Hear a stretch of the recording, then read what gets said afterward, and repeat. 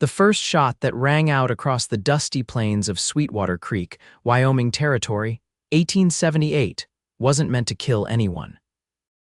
It was a warning one that Maggie Keller ignored as she urged her exhausted mare forward through the twilight, her once fine blue traveling dress torn and stained with 3 days' worth of desperate flight. I said, "Stop right there." The voice bellowed behind her, followed by another shot that kicked up dirt inches from her horse's hooves.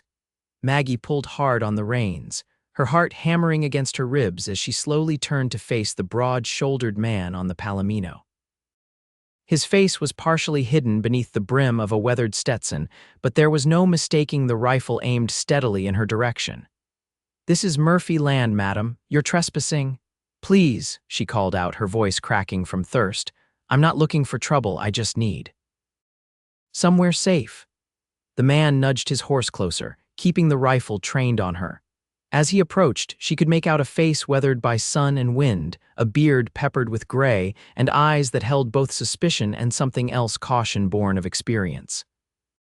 "Name's Daniel Lawson," he said, lowering his rifle slightly.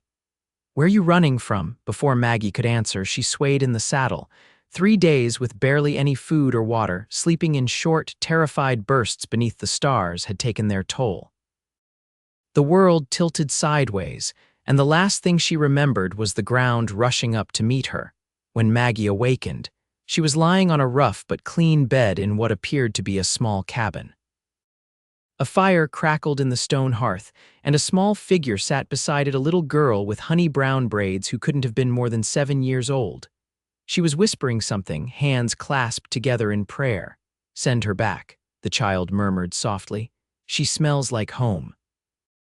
Maggie stirred, and the little girl's head snapped up, her eyes widening.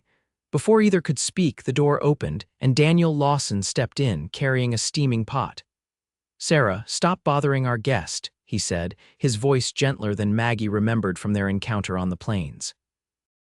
"Go help Mrs. Peterson with the chickens." The child Sarah cast one more curious glance at Maggie before scurrying out the door. Daniel placed the pot on the table and filled a cup with what smelled like beef broth. "My daughter has quite the imagination," he said, offering the cup. "Seems to think you're the answer to her prayers." Maggie accepted the broth with trembling hands. "What prayers would those be, Mr. Lawson?" Daniel's expression hardened slightly. "Ones that won't be answered. Sarah's mother died 3 years ago, typhoid. The girl's got it in her head that she needs a new mother." "I'm sorry for your loss," Maggie said quietly. "Drink your broth, Miss Keller." "Maggie Keller," Daniel nodded once. "Miss Keller, once you've had your fill and can ride again, I'll escort you to town. Sweetwater's about 15 miles west." "I can't go to town," Maggie said, panic rising in her voice. "Please, if I could just stay one night, I'll be gone by morning." Daniel studied her for a long moment, noting the fading bruise on her cheek she'd tried to hide behind a curtain of auburn hair. "You're running from something or someone." "It wasn't a question. My former employer," she admitted. His intentions toward me changed. When I refused him, he became violent, said no one would believe me over him." "And who might this employer be?" Maggie hesitated. "Victor Reynolds." Daniel whistled low. "The railroad baron. You've picked a powerful enemy, Miss Keller." "I didn't pick him," she said, a flash of anger cutting through her exhaustion. "He picked me." For the first time, Daniel's stern face softened. "Rest tonight, we'll figure out what to do in the morning." As he turned to leave, Maggie called after him. "Your daughter, what was she praying for?" Daniel paused in the doorway, his broad shoulders silhouetted against the setting sun. "Her mother used to smell of lavender. Sarah says you smell the same." With that, he was gone, leaving Maggie alone with her thoughts and a warm cup of broth that suddenly tasted of hope. The next morning, Maggie awoke to the sound of a rooster crowing and the clatter of pots in what she assumed was the kitchen. Her body ached from days in the saddle, but the simple comfort of a real bed had done wonders. She smoothed her wrinkled dress as best she could and tried to tame her hair with her fingers before stepping into the main room of the cabin. Daniel stood at the stove, his back to her, while Sarah sat at the table cutting biscuits with a tin cup. The little girl looked up and grinned, revealing a missing front tooth. "Pa, she's awake." Daniel turned, spatula in hand, nodding briefly. "Sit, Miss Keller, breakfast is almost ready." The domesticity of the scene struck Maggie deeply. It had been years since she'd had anything resembling a family meal, not since leaving her aunt's home in Boston to take the governess position with the Reynolds family in St. Louis. "Can I help?" she offered. "You can pour the coffee," Daniel said, turning his attention back to the skillet of frying bacon. As they ate, Sarah peppered Maggie with questions about her journey, where she came from, whether she knew how to braid hair, Pa's terrible at it, and if she could read stories. Daniel remained mostly silent, observing the exchange with guarded interest. "Sarah," he finally interrupted, "Miss Keller needs to be on her way soon." The little girl's face fell. "But Pa, she just got here, and she smells like Sarah," Daniel warned. Maggie set down her coffee cup.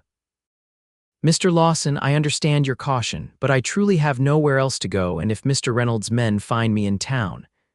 She took a deep breath.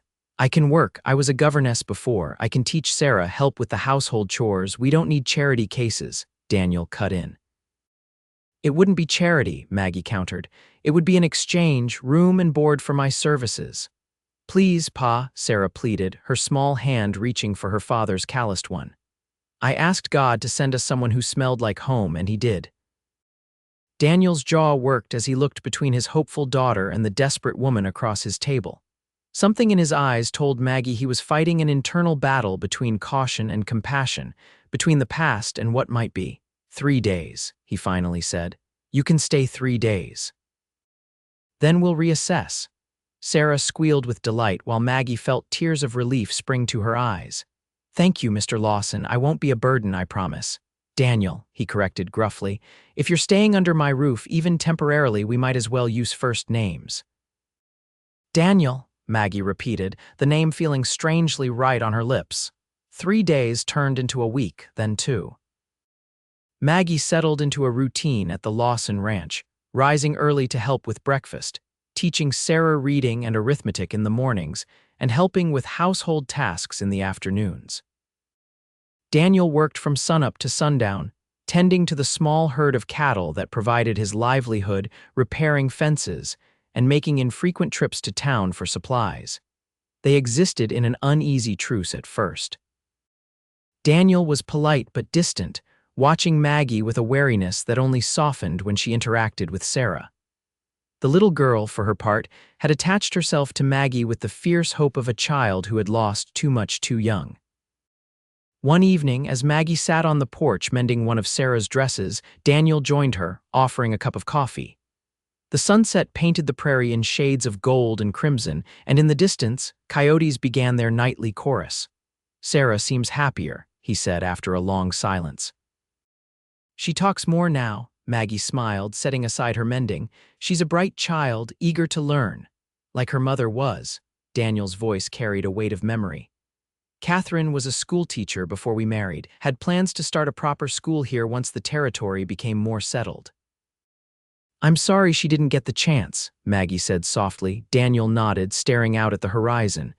"We came west with dreams like everyone else, wanted land, a fresh start, when she died."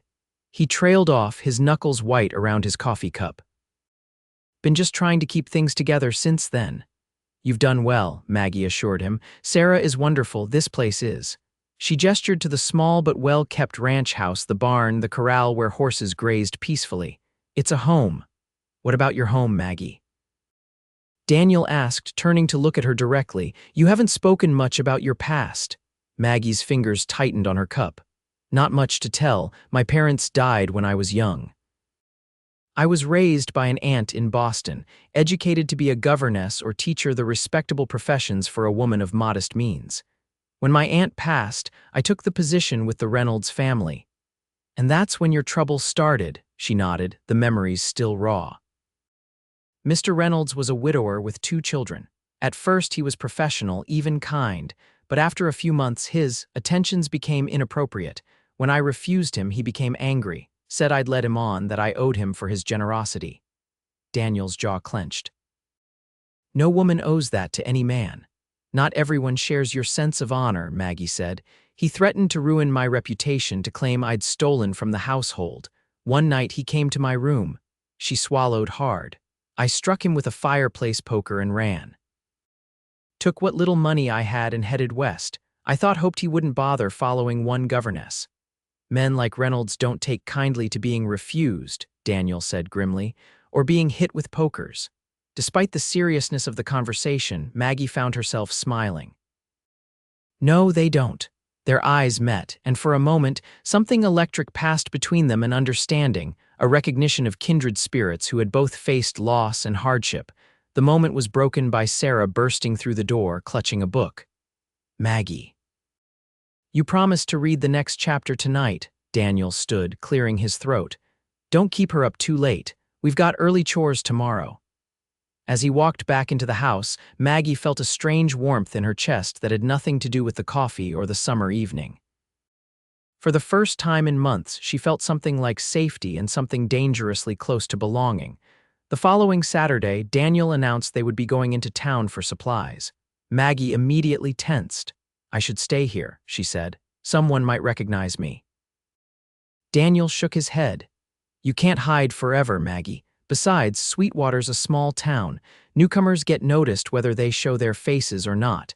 Better to introduce you properly than let folks' imaginations run wild about who I'm keeping out at the ranch. What will you tell them? That you're Sarah's new teacher staying with us temporarily. He handed her a bundle, one of Catherine's old dresses that he'd kept. This might fit better than your traveling clothes. The dress was simple but well made, a deep blue calico that brought out the color in Maggie's eyes. When she emerged from her room wearing it, Sarah clapped with delight while Daniel quickly looked away, busying himself with readying the wagon. Sweetwater consisted of one main street with the typical establishments of a frontier town: general store, saloon, blacksmith, small church, and a handful of other businesses. As their wagon rolled in, Maggie felt exposed, fighting the urge to hunch down on the seat beside Daniel. Straighten up, he murmured. Nothing draws attention like someone trying not to be noticed. As predicted, their arrival generated immediate interest. Several people called out greetings to Daniel, their eyes curious as they took in Maggie. Daniel handled the introductions with a brief efficiency that discouraged too many questions. But Maggie could feel the speculation buzzing around them as they made their way to the general store. Inside, the storekeeper's wife, Mrs. Henderson, made no effort to hide her curiosity. Well, Daniel Lawson, you've been keeping secrets, and who might this lovely young lady be? Miss Keller is Sarah's teacher, Daniel said, placing their order for supplies. She's staying with us while she gets established in the territory. A teacher, my, that's wonderful.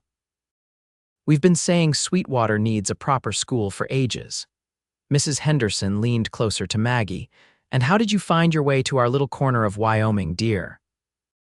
Before Maggie could formulate a response, the store's door opened, admitting a tall man in an expensive suit incongruous in this frontier setting. Maggie's blood ran cold as she recognized Thomas Jenkins, Victor Reynolds' head of security. She quickly turned away, pretending to examine a shelf of canned goods. Afternoon, folks, Jenkins said, his voice carrying the polish of Eastern education. I'm looking for information on a young woman who might have passed through recently. Auburn hair, green eyes, traveling alone. She's wanted for theft from her employer back east. Maggie felt Daniel stiffen beside her, though his face remained impassive. Mrs. Henderson, ever helpful, immediately turned toward them. Why, that sounds like half the women heading west these days, Daniel interrupted. This territory's full of folks looking for fresh starts. Jenkins' sharp eyes settled on Maggie's back. Miss, might I trouble you to turn around? Daniel stepped between them.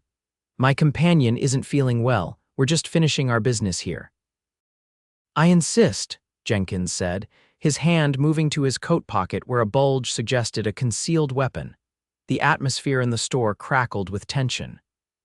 Daniel's hand hovered near his own sidearm, and Maggie knew with sickening certainty that this confrontation could turn deadly in seconds. Mr. Jenkins, Sarah's voice piped up from where she'd been examining a display of candy.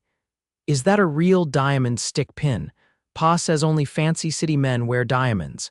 Jenkins' attention shifted momentarily to the child who had skipped up to him with artless curiosity. In that moment of distraction, Daniel gripped Maggie's elbow and steered her toward the back of the store.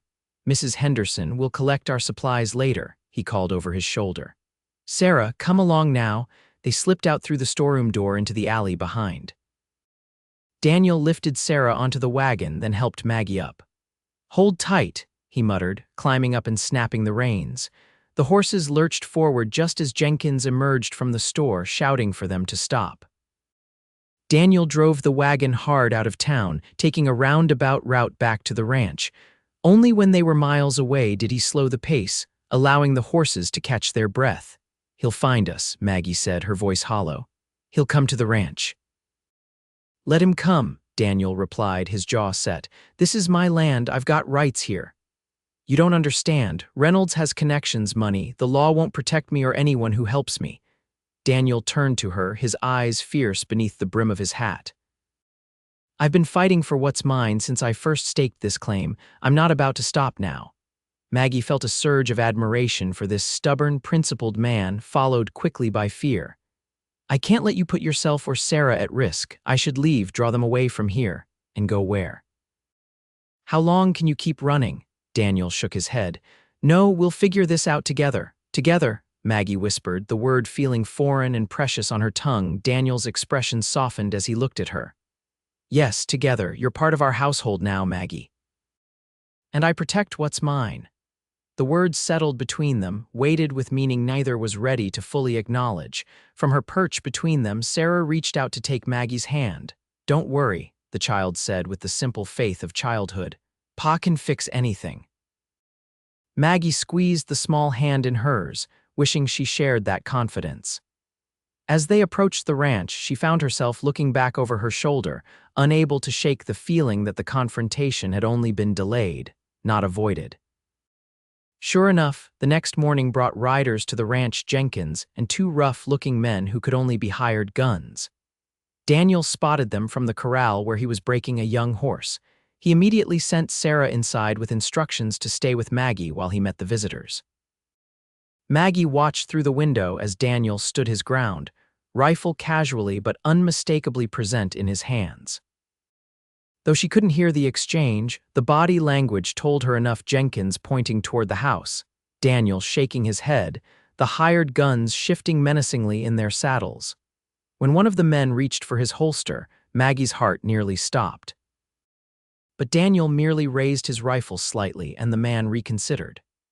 After what felt like an eternity, Jenkins and his companions rode away, though not before Jenkins turned back to stare directly at the house, as if he knew Maggie was watching. Daniel strode back to the house, his face grim.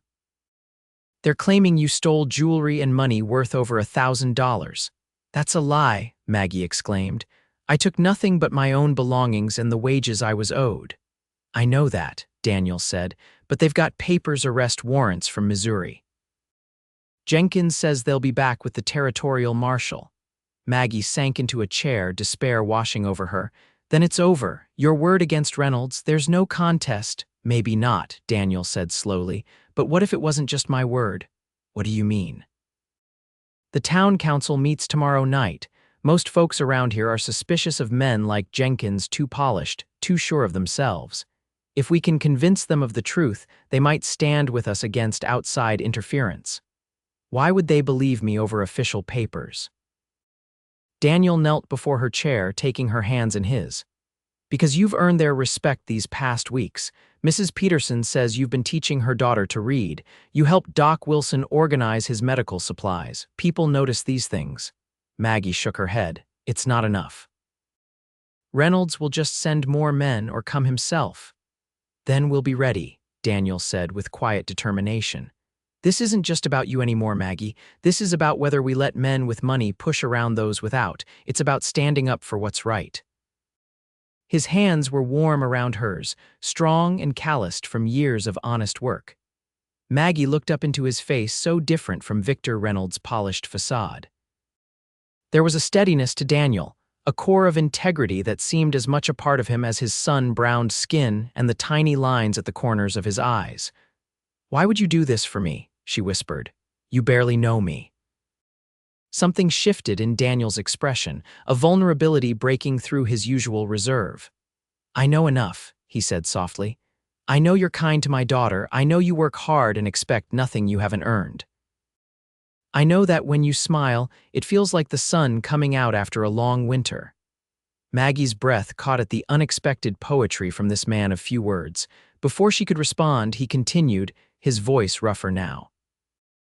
"And I know what it is to be helpless against forces that don't care who they hurt. I won't stand by and let that happen to you." Impulsively, Maggie leaned forward and pressed her lips to his cheek, feeling the scratch of his beard against her skin. "Thank you," she murmured. When she pulled back, Daniel's eyes had darkened, and for a heart-stopping moment, she thought he might close the distance between them again. Instead, he rose to his feet, clearing his throat. "I should check the south pasture fence before dark," he said. "Keep Sarah inside, and there's a shotgun above the door if you need it." As he left, Maggie touched her fingers to her lips, wondering at her own boldness and at the storm of feelings this man had awakened in her. For the first time since fleeing St. Louis, her fear was tempered by something else, a fierce determination not to lose this fragile new beginning. The town council meeting was held in Sweetwater's modest church, the only building large enough to accommodate the crowd that had gathered. Word had spread quickly about the confrontation at the general store, and it seemed everyone for 20 miles had an opinion on the matter. Daniel had insisted Maggie wear Catherine's best dress, a deep green that set off her hair and eyes. "You need to look respectable," he'd said, "not like someone running from the law." Now, seated beside him in the front pew, Maggie fought to keep her hands from trembling as Mayor Fletcher called the meeting to order. Sarah sat on her other side, unusually subdued, her small hand clutching Maggie's. Jenkins and his men stood at the side of the room, their urban attire and superior expressions setting them apart from the hard-working ranchers and townspeople. When Mayor Fletcher invited Jenkins to speak first, the security chief stepped forward with the confidence of a man accustomed to being believed. "Good people of Sweetwater," he began, his voice carrying easily through the room. "I regret bringing trouble to your community, but I'm obligated to apprehend a fugitive from justice." He unfolded an official-looking document. "Miss Margaret Keller is wanted for grand theft in the state of Missouri. She abused the trust of her employer, Mr. Victor Reynolds, stealing valuable jewelry and cash before attacking Mr. Reynolds and fleeing." Murmurs rippled through the crowd. Jenkins continued, "I have here a warrant for her arrest, duly signed by a Missouri judge. All I ask is that you good citizens uphold the law and allow me to take Miss Keller back to face her crimes." Mayor Fletcher, a balding man with spectacles perched on his nose, examined the papers Jenkins handed him. "These appear to be in order, Mr. Jenkins." "What do you have to say for yourself, Miss Keller?" Maggie rose on shaky legs, feeling every eye in the room upon her. "The accusations are false," she said, her voice initially weak but gathering strength. "I was employed as a governess in the Reynolds household. After his wife's death, Mr. Reynolds began making improper advances toward me. When I refused him, he became violent." "A convenient story," Jenkins interjected.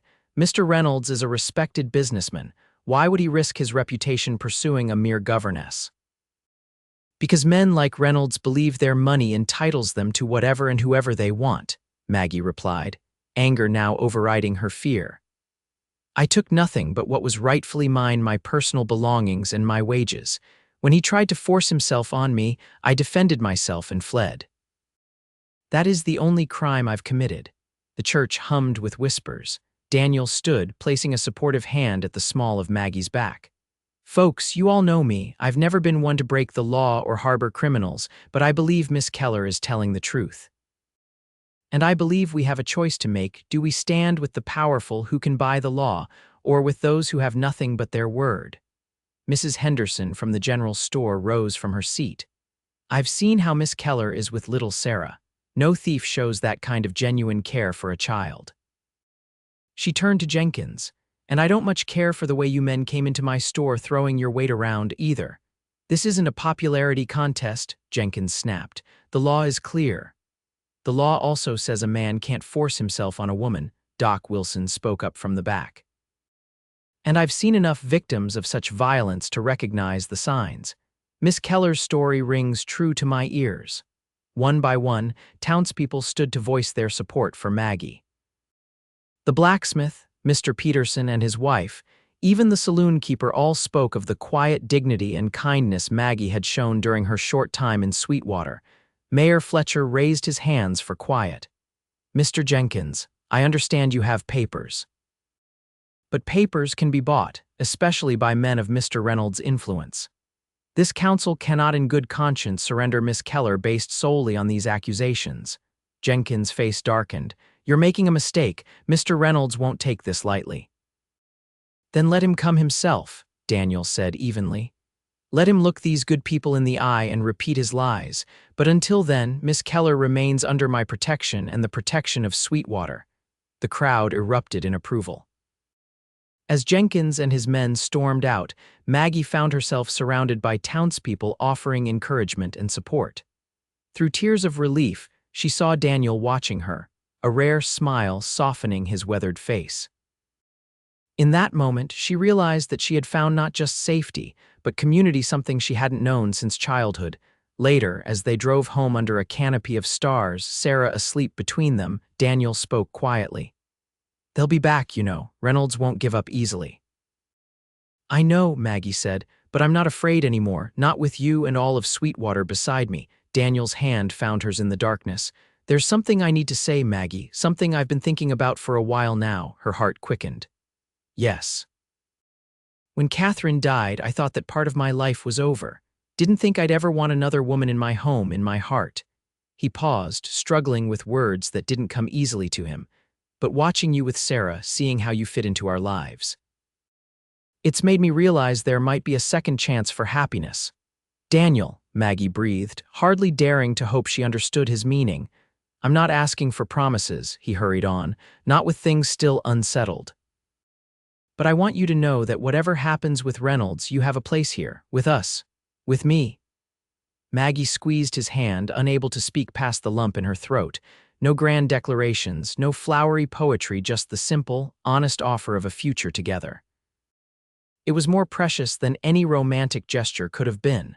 As the ranch house came into view, Maggie felt a sense of homecoming that had nothing to do with the building itself, and everything to do with the man beside her and the child sleeping between them. Whatever storm Reynolds might bring, she was no longer facing it alone. True to Daniel's prediction, Victor Reynolds arrived in Sweetwater 2 weeks later, bringing with him a small entourage that included not just Jenkins and the hired guns, but also a lawyer and a man introduced as a federal marshal. They took rooms at the town's small hotel, making it clear they intended to stay until their business was concluded.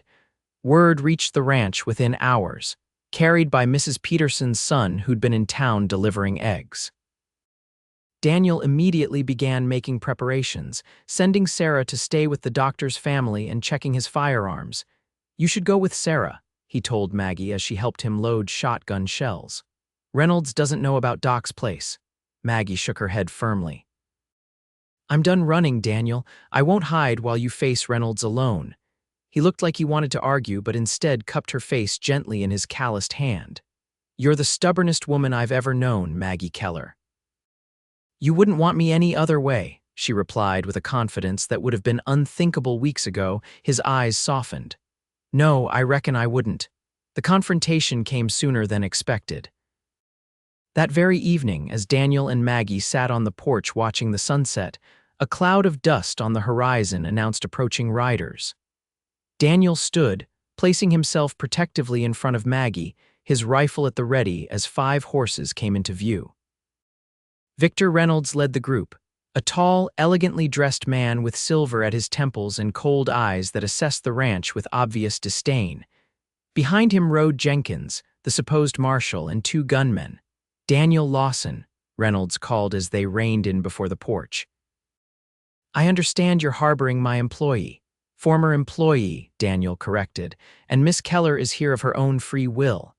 Reynolds' gaze shifted to Maggie, who had risen to stand beside Daniel. "Margaret, this foolishness has gone on long enough.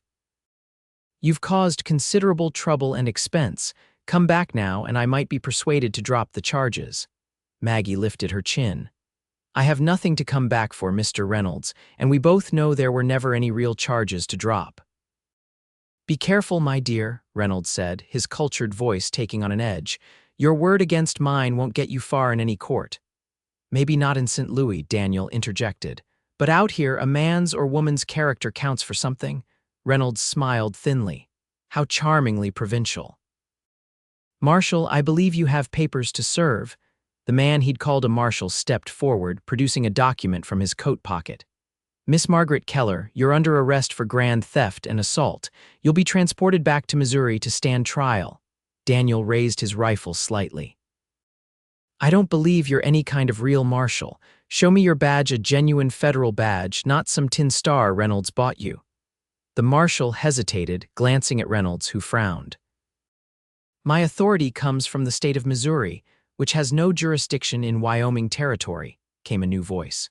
Sheriff Taylor rode up, accompanied by Mayor Fletcher and several armed townsmen, and I'm the only law in Sweetwater, friend.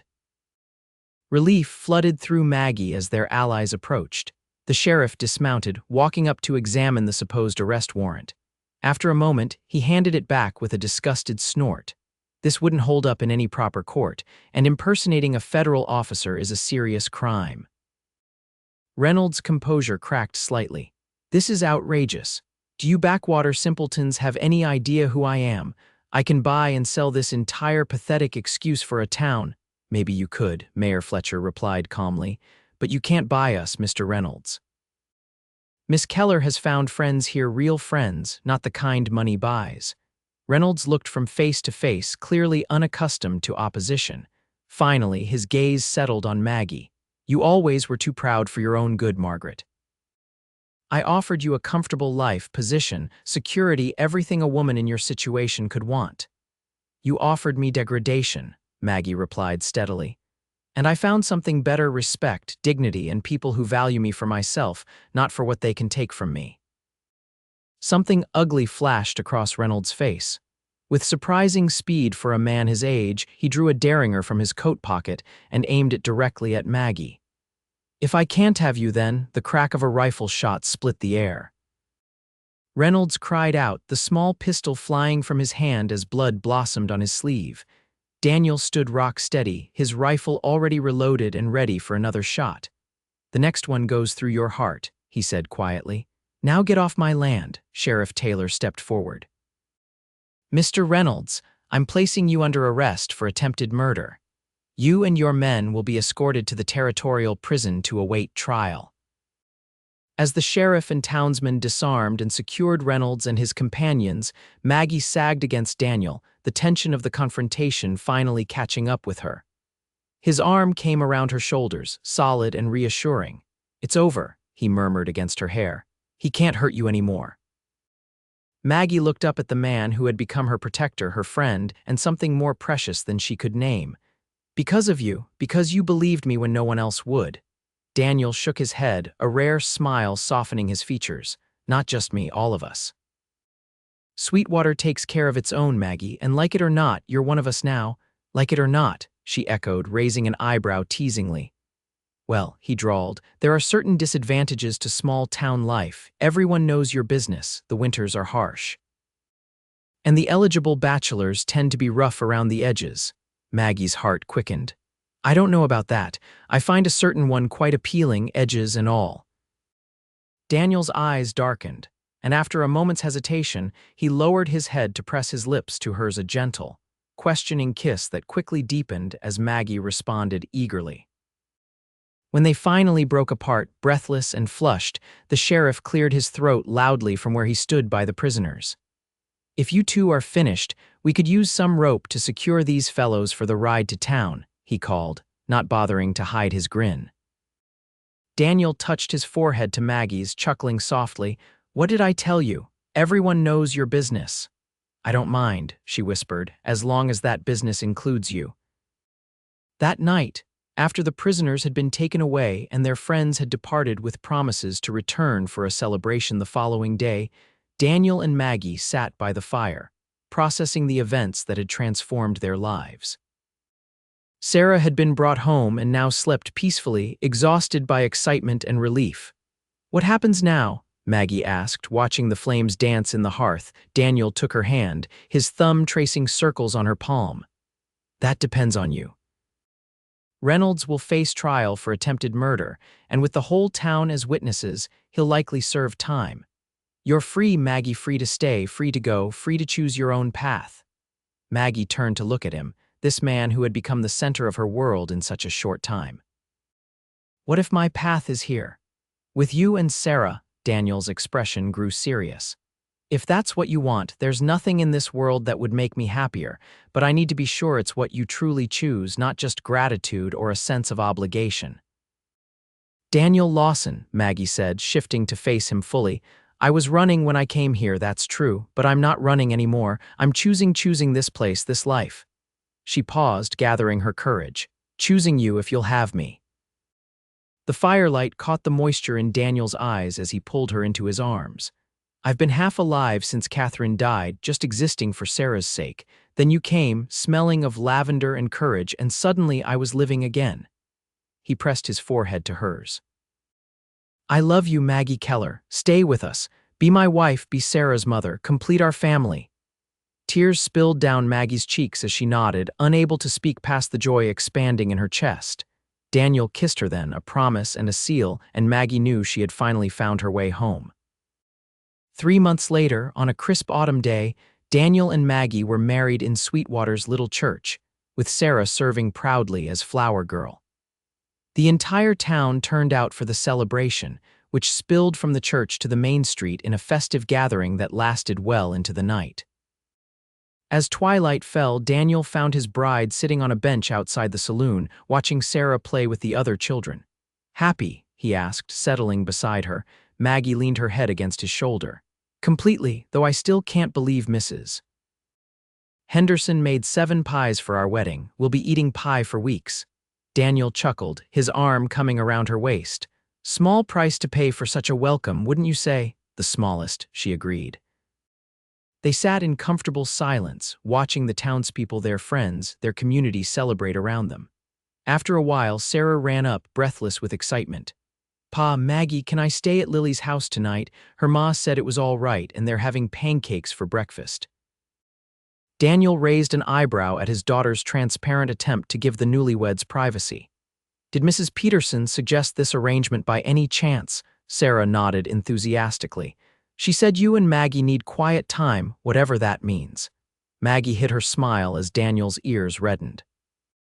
Well, if Mrs. Peterson approves, I suppose it's all right, he managed. As Sarah skipped back to her friends, Daniel helped Maggie to her feet. Shall we head home, Mrs. Lawson? The name sent a thrill through her. Yes, let's go home. They rode back to the ranch under a canopy of stars, the same route Maggie had traveled as a frightened fugitive months before.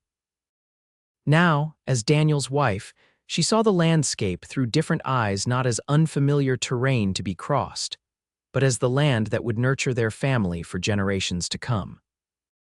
At the ranch house, Daniel lifted her from the wagon with a tenderness that belied his strength, carrying her across the threshold as tradition demanded. Inside, the cabin had been transformed with Catherine's old curtains, Maggie's touch evident in the small details that had softened the once Spartan bachelor quarters. Welcome home, Daniel murmured, setting her gently on her feet. I've been home since that first night, Maggie replied softly. Since I heard Sarah praying for someone who smelled like home. Daniel brushed a strand of hair from her face. She's been talking to God about a new mother since Catherine died. Guess he finally listened.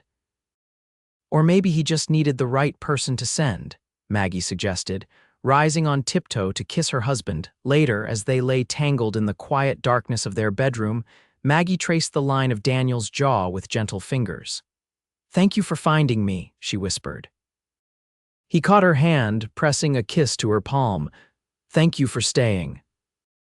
Across the years that followed, through the joys of expanding their family with 2 more children, through the hardships of harsh winters and uncertain harvests, through the gradual growth of Sweetwater from frontier outpost to proper town, Daniel and Maggie Lawson built a life rich with love and purpose.